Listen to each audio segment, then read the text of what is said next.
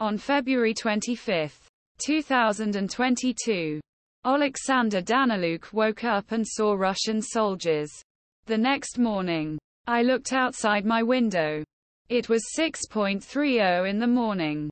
There were 4 Russian armored vehicles opposite my house. He recalled. Danyliuk, an engineer at DTEK, Ukraine's largest private electricity company, said Moscow's invasion surprised him. Over the next 4 weeks, a war raged in his hometown of Hostomel, a short drive from the capital Kiev. The conflict destroyed the neighboring market. In addition, many electrical cables and poles were destroyed, leaving civilians in the cold and dark. For the first 2 days after the Russians left, I wandered around in confusion. Then we got to work, said Danyliuk. He and his crew repaired the windows so they had a place to sleep. They began to repair the damage. Russian soldiers left booby traps, grenades and tripwires. Electricity was restored within 45 days. Then, starting in October 2022, the Kremlin launched a wave of missile and drone attacks on Ukraine's energy infrastructure. This led to power outages, electricity rationing, and a struggle to purchase generators. Before 2022 this was at 6,000 megawatts. This figure fell to 3,000 megawatts after Russia seized 2 of the company's thermal power plants. One in eastern Luhansk province, and the others. It has now reached over 4,000 megawatts. Remarkably, DTEK opened a new wind farm in the south of the country, increasing its power by another 114 megawatts. A demolished shopping mall in Hostomel. 9 million Ukrainian homes whose electricity had been cut off received their electricity back.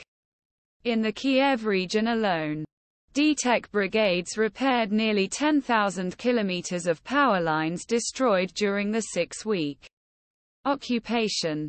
But Moscow seems likely to launch a second missile campaign this winter designed to cripple Ukraine's energy grid again. Last Wednesday, state-owned electricity transmission system operator Ukrenergo said, enemy ardment damaged a thermal power plant.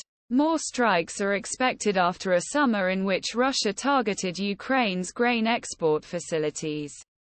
But this time, Danyliuk, a power distribution specialist with 25 years of experience, is optimistic. We had to improvise in 2022.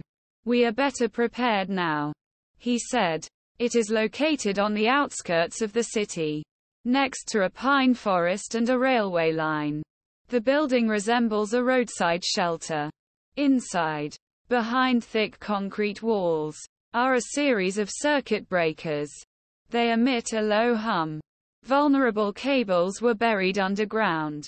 Danyliuk said the mini-complex is resistant to shrapnel. Of course, if they throw the right on the roof, everything will go to waste.